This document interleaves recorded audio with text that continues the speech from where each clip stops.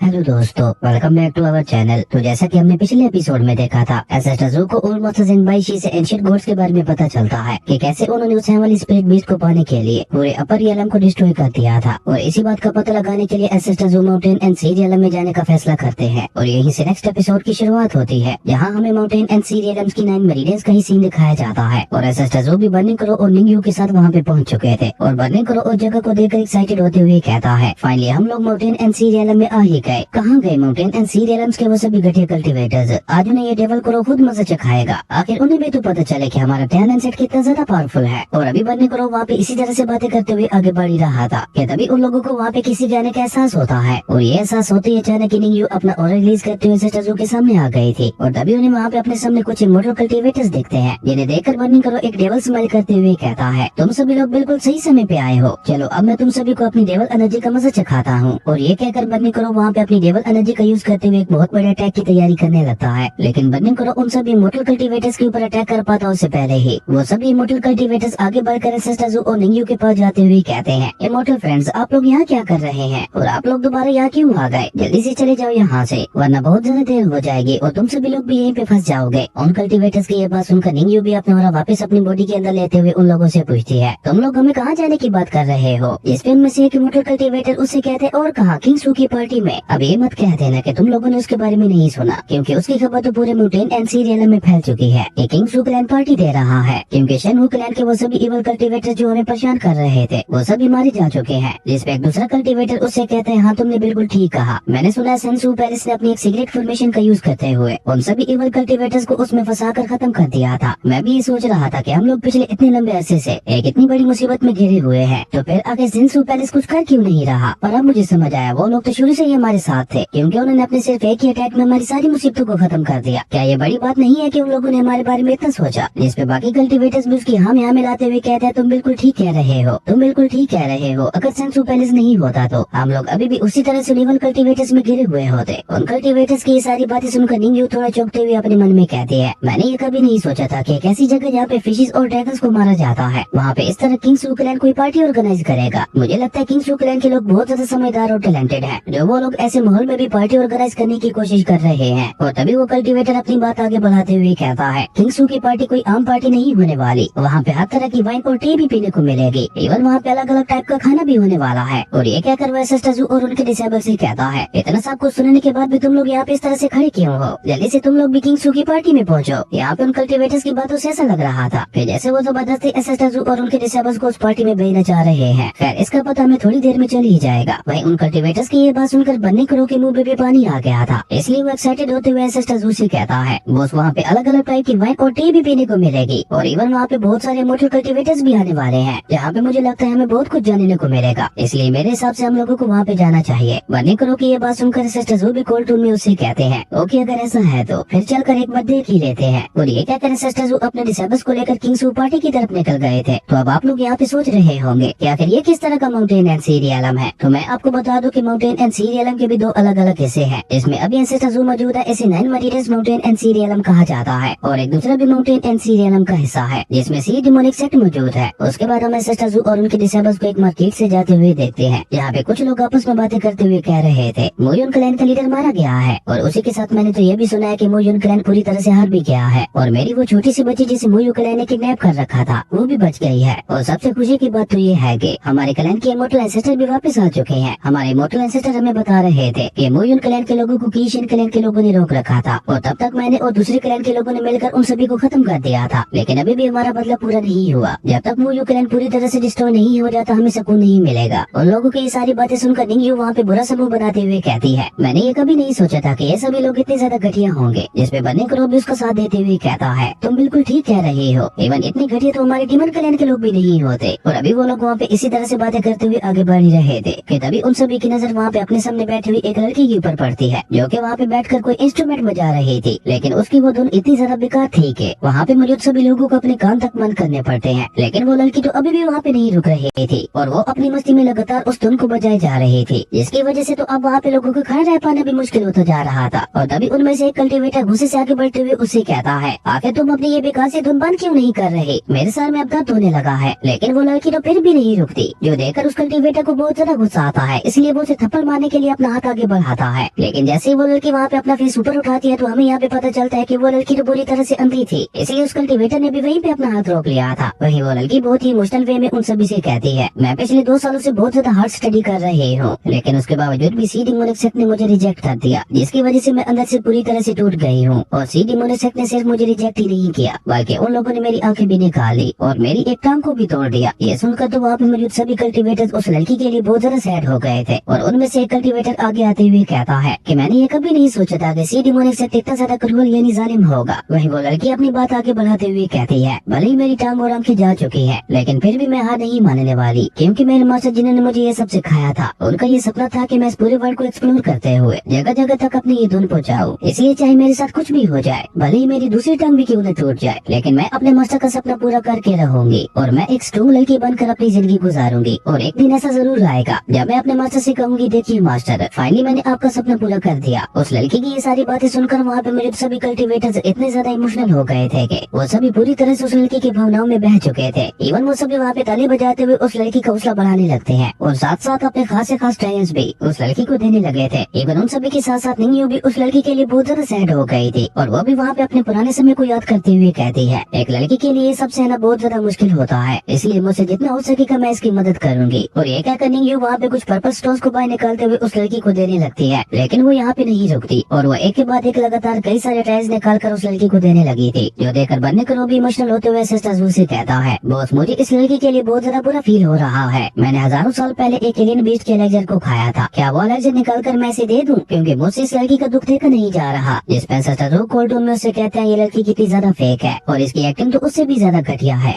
Sister जू की ये बात सुनकर वहाँ पे मौजूद सभी लोगों को एक झटका लगता है और निंग्यू चौंकते हुए सिस्टर जू से कहती है, सिस्टर तो आप कहना चाह रही है कि ये लड़की हम सभी से झूठ बोल रही है। वही वो लड़की तो वहाँ पे उन सभी ट्रायल्स को कलेक्ट करते हुए बहुत ज्यादा खुश हो रही थी, और वो सभी कल्टीवेटर्स इस तरह से उस लड़की की जाल में फंस चुके थे कि वो सभी वहाँ पे सिस्टर जू के ही खिलाफ हो गए थे। और उनमें से एक कल्टीवेटर सिस्टर जू के पास आते हुए कहते, नहीं ये इम्पॉसिबल है, वो लड़की तो कितनी ज्यादा मासूम है, आखिर वो हमसे इस तरह से झूठ क्यों बोलेगी। जिस पर सिस्टर जू उस लड़की की तरफ देखते हुए कहते हैं, सिर्फ डिस्ट्रॉय। और सिस्टर जू के डिस्ट्रॉय बोलते ही उस लड़की की बॉडी वहाँ पे पूरी तरह से डिस्ट्रॉय हो गई थी, और उसकी बॉडी वहाँ पे डिस्ट्रॉय होने के बाद हमें पता चलता है कि वो लड़की तो रियल थी ही नहीं, वो तो एक वुडन सोल पपेट थी, जिसके डिस्ट्रॉय होने के बाद उसका सर उड़ते हुए सीधा एक कल्टीवेटर के हाथों में जा गिरा था। और उस वुडन सोल पपेट के डिस्ट्रॉय होते ही वो सभी कल्टीवेटर्स भी उसके चुंगल से आजाद हो चुके थे, और जैसे वो सभी वापस अपने होश में आते हैं तो वो सभी अपने अपने टायर्स को इस तरह से नीचे जमीन पे गिरे हुए देखकर कहते हैं, आखिर ये हमारे टायर्स इस तरह से नीचे जमीन पे क्यों गिरे हुए हैं। वही सिस्टर जू भी ये सब देखकर सीरियस होते हुए अपने मन में कहते हैं, ये सब देखने में जितना ज्यादा सिंपल लग रहा है, मुझे लगता है ये सब उतना ज्यादा सिंपल होने नहीं वाला। उसके बाद में किंग सू क्लैन का सीन दिखाया जाता है, जहाँ पे वही लड़की जिसने उस वुडन सोल पपेट को मार्केट में भेजा था, उसके डिस्ट्रॉय होने की वजह से उसे वहाँ पे अपने सर में बहुत ज्यादा पेन हो रहा था, इसलिए वो वहाँ पे अपने सर को पकड़ते हुए कहती है कि आखिर वो पर्सन कौन था और वो मेरे इल्यूजन में क्यों नहीं फंसा, और उसने अपने सिर्फ और प्रेशर से ही मेरे वुडन सोल पपेट को कैसे डिस्ट्रॉय कर दिया। ऐसा कर पाना तो इम्पॉसिबल है, क्योंकि चाहे कुछ भी हो जाए एक वुडन सोल पपेट को डिस्ट्रॉय नहीं किया जा सकता। और अभी वो लड़की वहाँ पे इस बारे में सोच ही रही थी कि तभी वहाँ पे एक और लड़की आते हुए उससे कहती है, पार्टी अब बस थोड़ी ही देर में स्टार्ट होने वाली है। उस लड़की की ये बात सुनकर वो दूसरी वाली लड़की चुपचाप वहाँ से जाने लगती है, जो देखकर वो पहले वाली लड़की उससे कहती है, और हाँ मास्टर ने कहा है कि ये पार्टी पिछली बार से बहुत बड़ी होनी चाहिए, क्योंकि पिछली बार भी उन्हें ज्यादा कुछ नहीं मिला था, पर इस बार वो सभी इमॉर्टल कल्टीवेटर्स को चाहते हैं। जिसपे वो लड़की वहाँ से जाते हुए कहती है, हाँ मैं ये बात अच्छी तरह से जानती हूँ।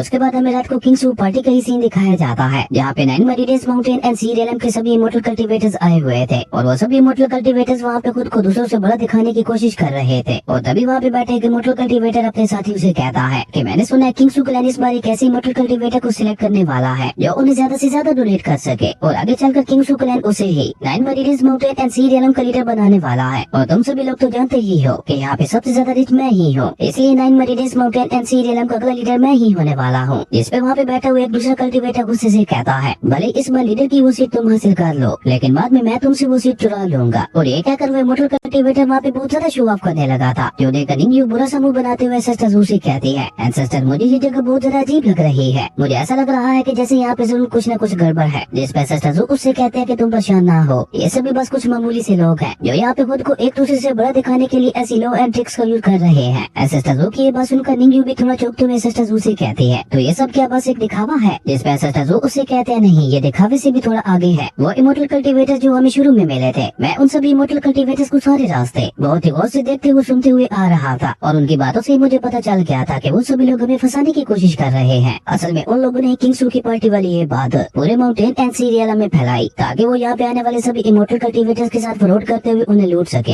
एसेस्टा की ये बात सुनकर बनने को भी चौंकते हुए कहता है, आखिर ये किस तरह की अजीब सी ट्रिक है, मैंने तो इसके बारे में आज से पहले कभी नहीं सुना। और बेचारा सुनते भी कैसे, वो कोई ह्यूमन थोड़ी न था। जिस पे एसेस्टा उसे बताते हैं कि इसे फ्रॉड ट्रिक कहा जाता है, जिसका यूज किसी को बेवकूफ बनाकर लूटने के लिए किया जाता है। एसेस्टा की ये बात सुनकर निंग्यू थोड़ा हैरान होते हुए उनसे पूछती है, पर क्या इनकी वो फ्रॉड ट्रिक इतने ज्यादा लोगों पर एक साथ काम करेगी? वही ये सब सुनकर बनने को कहता है, ये जगह तो बहुत ज्यादा घटिया है, यहाँ पे लोग एक दूसरे को ही धोखा दे रहे हैं और हमें तो पता ही नहीं था कि हमारे आसपास लुटेरे घूम रहे हैं। इसका मतलब है ये सभी लोग उस मार्केट वाली लड़की की तरह सभी के सभी झूठे हैं। जिस पर एसेस्टा उसे बताते हैं कि इसे कास्टर टैलेंट कहते हैं, जो कि इतना ज्यादा बुरा भी नहीं है, पर इस बार इन लोगों ने हमें चूज करके बहुत बड़ी गलती कर दी। और तभी वही लड़की वहाँ पे आते हुए उन सभी इमोर्टल कल्टीवेटर से कहती है, डियर फ्रेंड्स, मुझे उम्मीद है आप सभी यहाँ पे बहुत ज्यादा मजे कर रहे होंगे। और जिस कल्टीवेटर के पास से वो लड़की गुजर रही थी, वो इमोर्टल कल्टीवेटर पूरी तरह से उसके चाल में फंसा जा रहा था और वो सभी इमोर्टल कल्टीवेटर्स उस लड़की को देखते उसकी खूबसूरती में खो गए थे और उन सभी ने उस लड़की को चारों तरफ से घेर लिया था। जो देखकर वो लड़की उन सभी इमोर्टल कल्टीवेटर्स को टच करते हुए कहती है, शेनहू रियलम के वो सभी इवल कल्टीवेटर्स मारे जा चुके हैं, इसलिए हमारा 9 मेरिडियस माउंटेन एंड सी रियलम एक बार फिर से पहले की तरह पीसफुल हो गया है। पर शेनहू रियलम के इवल कल्टीवेटर्स ने हमारे 9 मेरिडियस माउंटेन एंड सी रियलम को बहुत ज्यादा नुकसान पहुंचाया था, इसलिए उसे दोबारा से ठीक करना इतना ज्यादा सस्ता नहीं होने वाला। और ये सब वो लड़की उन सभी इमोर्टल कल्टीवेटर्स से इतने प्यार से कह रही थी कि वो सभी इमोर्टल कल्टीवेटर्स तो उसकी बातों में मदहोश होते जा रहे थे। और तभी वो उनमें से एक इमोर्टल कल्टीवेटर को पकड़ते हुए कहती है, तुम दोबारा 9 मेरिडियस माउंटेन एंड सी रियलम को पूरी तरह से ठीक करने का खर्च उठाओगे ना? जिस पे वो कल्टीवेटर भी मदहोश होते हुए हाँ हाँ में अपना सर हिलाने लगता है। और ये देखकर तो वहाँ पे मौजूद बाकी सभी कल्टीवेटर्स ने भी एक एक करके अपने अपने डाइस को बाहर निकालते हुए उस लड़की को देना शुरू कर दिया था। जो देखकर वो लड़की बहुत ही प्यार से उन सभी की तारीफ करते हुए उन सभी को वहाँ पे बहुत ही आसानी से लूटी जा रही थी। और देखते ही देखते थोड़ी देर में उसने पूरी तरह से उन सभी कल्टीवेटर्स को पूरी तरह से लूट लिया था। इवन वहाँ पे कुछ कल्टीवेटर्स तो उसके ऊपर अपना सब कुछ लुटाने के लिए तैयार हो गए थे और यही उस लड़की के लूटने का तरीका था। और सेम उन बाकी सभी इमोर्टल कल्टीवेटर्स की तरह निंग्यू भी धीरे धीरे उस लड़की की चाल में फंसते हुए आगे बढ़ने लगती है। लेकिन एसेस्टा वहाँ पे अपना स्पिरिचुअल ऑरा रिलीज करते हुए उस टेबल के ऊपर अपनी फिंगर मारते हैं और ऐसा होते निंग्यू दोबारा वहाँ पे होश में आ चुकी थी। जो देखकर निंग्यू भी जल्दी से एसेस्टा के सामने झुकते हुए उनसे कहती है, शुक्रिया एसेस्टा मुझे बचाने के लिए, वरना तो मैं भी इस लड़की की चाल में फंस जाती। और इस तरह से अपने शिकार को अपने हाथों से जाते हुए देखकर उस लड़की को बहुत ज्यादा गुस्सा आता है और वह एसेस्टा की तरफ देखते हुए कोल्ड टोन में उनसे कहती है, डियर इमोर्टल कल्टीवेटर, क्या तुम माउंटेन एंड सी रियलम की रिकंस्ट्रक्शन के लिए कुछ नहीं देने वाले? लेकिन एसेस्टा उसे वहाँ पे कोई भी जवाब नहीं देते। जो देखकर वो लड़की एक डेविल स्माइल करते हुए एसेस्टा से कहती है, तुम तो बहुत ज्यादा पत्थर दिल हो, इसलिए मुझे नहीं लगता तुम्हें माउंटेन एंड सी रियलम में रहने का कोई भी हक है। और ये कहकर उस लड़की ने देखते ही देखते वहाँ पे मौजूद सभी इमोर्टल कल्टीवेटर्स को एसेस्टा का दुश्मन बना दिया था। और उन सभी इमोर्टल कल्टीवेटर्स ने भी वहाँ पे एसेस्टा को मारने के लिए अपने अपने मैजिकल वेपन्स को भी बाहर निकाल दिया था। पर जैसे वो सभी वहाँ पे एसेस्टा के ऊपर अटैक करने के लिए आगे बढ़ते हैं तो एसेस्टा ने वहाँ पे सिर्फ अपना स्पिरिचुअल ऑरा रिलीज करके ही उन सभी को वहाँ पे खुद से दूर फेंक दिया था। और एसेस्टा का ऑरा इतना ज्यादा पावरफुल था कि न सिर्फ वहाँ पे मौजूद सभी लोग उड़ते हुए पीछे जा गिरे थे, बल्कि उसी के साथ साथ आसपास की जगह भी पूरी तरह से डिस्ट्रॉय हो गई थी। इवन वो लड़की भी जो उन सभी को वहाँ पे फंसाने की कोशिश कर रही थी, वो भी वहाँ से उड़ते हुए काफी पीछे जा गिरती है। और सिर्फ वहाँ पे एसेस्टा की ओर प्रेशर से ही उस लड़की की हालत बहुत ज्यादा खराब हो चुकी थी। और तभी एसेस्टा उसकी वो स्टोरेज रिंग जिसके अंदर वो सारे टायर्स को कलेक्ट कर रही थी, उसे वहाँ पे अपने पास बुला लेते हैं। और उसके बाद एसेस्टा उस लड़की को एक और लुक देते हुए कोल्ड टोन में उससे कहते हैं, तो तुम एक हेल गोड से मनी मांग रही हो, मुझे लगता है तुम कुछ ज्यादा ही इनोसेंट हो जो तुमने मुझसे पैसे मांगने की कोशिश की। और इसी कमाल के सीन के साथ हमारी अमेजिंग एपिसोड यहीं पे खत्म हो गया था। दोस्तों, अगर आपको ये वीडियो अच्छी लगी तो लाइक कर दें और अगर चैनल पे नए आए हो तो सब्सक्राइब करते जाना। तो मिलते हैं अपनी वीडियो में, तब तक के लिए बाय।